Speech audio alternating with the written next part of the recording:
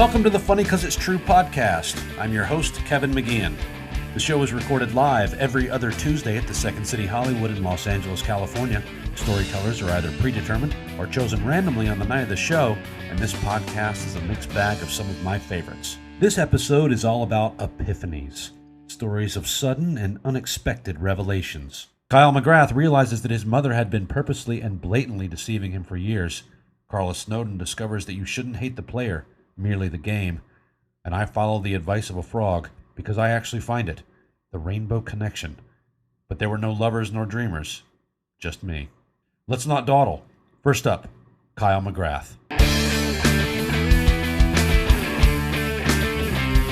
This story is about Christmas and my mother. She's a very strong woman. She pretty much raised me by herself. My parents split when I was in 5th grade, but she was always the one to pay attention to me, right? So in 2nd grade, that's the year I found out that Santa Claus didn't exist. And how I found out, I was in Mr. Evert's class, and Katie Vickery decided to hold a conversation about Santa Claus, and I was like, oh, it's great. He comes, he eats half your cookies, he leaves them there. He even wraps a little gift that's in different wrapping paper than everybody else. And she just turned, she's like, it's not real, right? No, you got to be kidding me, Katie Vickery. Get out of here, right? So my mom's picking me. She taught at the school that I went to, and she's taking me to the doctor's office afterwards, and she doesn't say why. So we're at the doctor's office, and I ask her, I'm like, Mom, I got something heavy to talk about. I'm sure I didn't use that term, but I was like, today Katie Vickery told me that Santa Claus isn't real, but that's not true, right? He eats half your cookies, and he wraps his gift in different wrapping paper. And she says, Kyle, I'm sorry, but that's been me all these years. And me being a little emotional bitch just started crying like nobody's business, like just bawling, right? So what happens right after that is Dr. Slotchick comes in, and this is no joke. He goes, I haven't even given you the shot yet. So I had to get it was like one of the checkup shots that you get while you're in elementary school, right after I found out that Santa Claus wasn't real. So then that Christmas, my mom, she set aside, she was like, well, why don't you leave the cookies out and all that stuff. And the next day, I wake up, and there's a little note there. And she had hidden my gift and had a little scavenger hunt around our place with like little clues everywhere. And finally, I found my gift. It was a Game Gear. And it said on there, I know you found out my secret, but I'm not going anywhere. And every year since then, I haven't been home in 3 years. I'm going home next week, which I'm really excited about. But every year she'll send me a box with stuff in it, and she still wraps one gift in a little Santa Claus paper to make sure that I know that he's still real. So that's my story. Next up, Carla Snowden. When I first moved to LA, I was 21, and it was my first time, being alone in a big city, and I was always kind of innocent and maybe naive, and never really drank a lot, never did drugs. Like, I was the one person I knew that dare, really affected me. And I had slept with one person who was a long-term boyfriend. So my first year in LA, I went crazy. I was like, this is a vacation all the time, and I'm going to get drunk all the time and getting high and not having a lot of sex or anything. But I was in love, and his name was Chris, and he lived in a bungalow, which is so Hollywood. And he was surrounded by these bungalows, his bungalow, with all of these other men in bungalows. So it was like the male bungalow area. And we would hang out with all these guys and became friends with all of them. We'd watch movies together and have parties and stuff. And there was this guy, Kevin, who lived right across from Chris's bungalow. And Kevin and I would always kind of flirt, but I would just flirt in front of Chris, try to make Chris jealous. So one night, Chris is having a party, and all these guys are there, and everybody's there, and it's a great time. And I'm like, okay, tonight's the night that I'm going to tell Chris that I'm in love with him. But first, I'm going to get really drunk. So I did. I got really, really, really drunk. And I cornered Chris. This is one of my dark moments, you guys. Take a breath. I cornered Chris, and I was like, I love you so much, and I really think that we're supposed to be together. And, of course, his response was, not interested, in a nice way. But in my drunken brain, I was like, oh, God. So I remember running across the courtyard to the other bungalow, to Kevin's bungalow, and banging on his door. And I was, like, crying. And I was like, it's fine. I'm okay. And I wouldn't tell him why. But I was just like, come outside. And, like, I was flirting with him loudly so that Chris could hear it from his bungalow. And Kevin was like, great. You know, hey, let's hang out for a bit. I'm like, no, no, no. And I, like, pushed Kevin back into his bungalow. And I run over to Chris's bungalow. And I'm like, see, other guys want me. Why don't you want me? I'm so drunk and in love with you. And he's like, I'm still not in love with you. It's been 5 minutes. My feelings have not changed. So I ran back across the courtyard and I banged on Kevin's door. And this time we went inside and I was flirting with him I don't know what that means. It means like laughing, ha, or something at his jokes. And then, like, we're talking and flirting, and the next thing I know, we're kissing, and then the next thing I know, we're naked, and then we're on his floor, and he's like, hold on, and he goes and he grabs a towel, and he puts it under me, and, like, all of a sudden, we're having sex on his bungalow floor. But it's not with Chris, it's with Kevin. And I was so drunk, I was having one of those moments where I was, like, outside of my body, looking down, thinking, like, I'm having a one-night stand for the first time in my life. And we did. We had sex. And the next morning, we awkwardly said goodbye. And I was like, oh, I hope Chris didn't hear us having sex. And then we just never talked ever again. Ever again. And it was a one-night stand. And that was the first time I had one. And Chris didn't want to talk to me anymore after that. Rightly so, let's be honest, you guys. And a couple years passed. And I was at the bookstore on Franklin next to Birds, you know, that used bookstore. And I was with a girlfriend. And the one-night stand walks in, and he's with a guy friend, and he sees me, and he's like, oh, my God, Carla. And he runs up to me, and he hugs me, and I'm like, ah. And just, like, immediate shame, because I had cleaned up my life, you know? Like, I wasn't in vacation mode anymore. I was like Carla. I was grounded and normal and awesome, much like I am now. And he was just so warm and fun, but all I could think was, I cannot remember your name.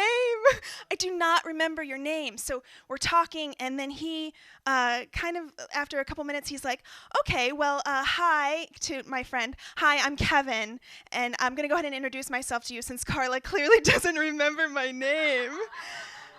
And I was like, and he goes, wow, really? And I go, I was 21. And so Kevin was the first and only one-night stand I've ever had. And he was the first and only time that I've ever felt like a player. Thank you. Next up, me, Kevin McGeehan. In 1979, the movie, The Muppet Movie, came out. Did you everybody see The Muppet Movie? Great. At the very beginning, for those of you who have not or don't remember, at the very beginning, during the sweeping aerial shot, as all the credits are rolling and Kermit is playing Rainbow Connection, we go down into the swamp and he's playing his banjo, and then Dom DeLuise comes in with his comic relief, and he's trying to escape the alligators, and he shows Kermit a thing from Variety that says, come to Hollywood and make millions of people happy. And that's the motivating factor that makes Kermit decide, I'm going to go to Hollywood because of that. And I always thought that was a very sweet motivation for a character. And it always stuck with me. And as an 8-year-old watching that, it was something that was in my head and eventually bled its way into my adult way of thinking. So this is the story of my first gig, my first time I had ever been paid as an actor. I got hired at Second City in September of 2000, and I was so excited. I had worked tirelessly to get this. I had wanted this so bad I could taste it, and I had been through so much heartache, so many times of rejection, but I had finally pulled it off, and this is after years of countless improv shows and other shows as well. But the show that really got me on the map at the theater was a thing that at a place called the Annoyance Theater, and it was a show called What Every Girl Should Know, an Ode to Judy Blume. And it was 3 Judy Blume stories, Deanie, Are You There, God, It's Me, Margaret, and Forever. And they were all split up, and it was one show based on all 3 of those books. And it was very well received, and women love Judy Blume. Love it. The thing that blew my mind when I first got asked to do it, I thought, I don't want to do this. But then I found out women lined up around the block. And for the year we ran it, the show sold out every time. And it was just absolutely fascinating, just the mentality of just the bonding that this show would bring for women. And on a side note, the part I was in was Forever. And if you guys know Forever, it's the sex book. It's the first-time sex book. It's about a woman who's an 18-year-old who's about to have sex for the first time. She's really nervous. And she's going to have it with this guy. And they're going to love each other forever, hence the titular section. Just to give this little thing, because I found this very funny, because it's a sex book, we have to have sex on stage. But the way we do it is we're behind a curtain up on this elevated platform, and we were silhouetted so we could comedically have sex awkwardly and such. But because I was at a theater that was known for gross-out humor, they insisted upon me taking this AK-47 water gun that was affixed with a big dildo, and it would come out of the sheet and then shoot water on the audience. It was funny and it got a big laugh, but the night my mother came and the water hit her was a very uncomfortable post-show conversation. So we go back to my first gig for Second City, and it is a terrible gig. We're in some sort of college lecture hall, the ones where there's a podium and then they kind of go up, and there's no lighting. It was just an on-off switch, but I didn't care. I was so excited. I was being paid for the first time, and so I'm doing the show. I've really worked hard. I've really learned all my lines, and then there's one scene where I don't have to do much in it, and for some reason I just kind of I broke the fourth wall, and I just started looking out at the audience because I could, and I was really just, oh my God, they're seeing me on my first time performing. This is so neat. And then I see two women staring at me, just transfixed on me, and then leaning over to each other and whispering. Now, deep down, I'm an insecure fella. And seeing two people just staring at me and whispering and knowing they're talking about me threw me into a tizzy. I did the thing that I always do instinctually, which is check my zipper just to make sure, and that wasn't it. And then I started thinking, oh my God, do they think I'm terrible? Do they think I shouldn't be in this show? Oh my God. And all these things started going through my head, but eventually the show went fine, and then we were done. And then afterwards, I was gathering my props at the stage, and these two women walk up to the stage, and they say to me, were you in the Judy Blume show? And I said, yes. And we're about 50 miles outside of Chicago, so it was odd to be recognized for it because, we're pretty far away from where it took place. And I said, yeah, I was. And she goes, oh, we knew you were. We knew it. I told you. We saw that show, and it's very rare that we see shows. It's weird that we see you in two of them. And I said, yes, that's weird. We're pretty much out of small talk. And they say, well, we really enjoyed the Judy Blume show. And I said, oh, thank you. And then they added this. We went with a friend of ours who was very, very sick. And then the other one joined in. Yes, it really took its toll on her. And she got really, really bad. But she really wanted to see this show. And all of us went to go see it. And we stood outside. We had some drinks. We talked. We laughed like we used to. And it was a very sweet moment. And they said, she's no longer with us. But we want to thank you for that show because it allowed us to be with our friend again and to allow her to forget about everything that was so bad going on at that time. And then we parted ways, all of us bawling at this point, just tears flowing out of all three of us.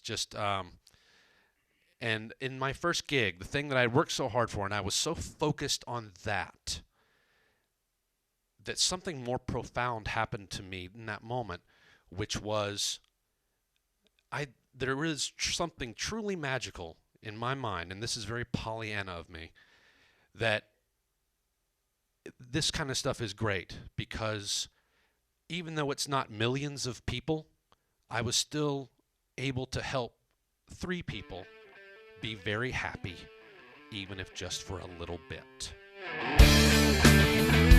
That's it. That's our show. Special thanks to our storytellers Kyle McGrath and Carla Snowden. Also thanks to Josh Callahan, Mark Warzeka, the Second City Hollywood, and the Comedy Podcast Network for producing the show. If you would ever like to see the live show, Funny 'Cause It's True is every other Tuesday at 10 p.m. at the Second City Hollywood, located on beautiful and mildly scary Hollywood Boulevard. Go to Facebook.com and like Funny 'Cause It's True. That's Funny, C-U-Z, it's true, and you can find out all about upcoming show dates and themes. The next show is March 13th, and the theme will be Backfire. So come out, sign up, put your name in contention, and maybe you'll get chosen to tell a true story on stage, and from there, get chosen to be on the podcast. My name is Kevin McGeehan. Thanks for listening. For more funny stuff for your eyes and ears, go to comedypodcastnetwork.com.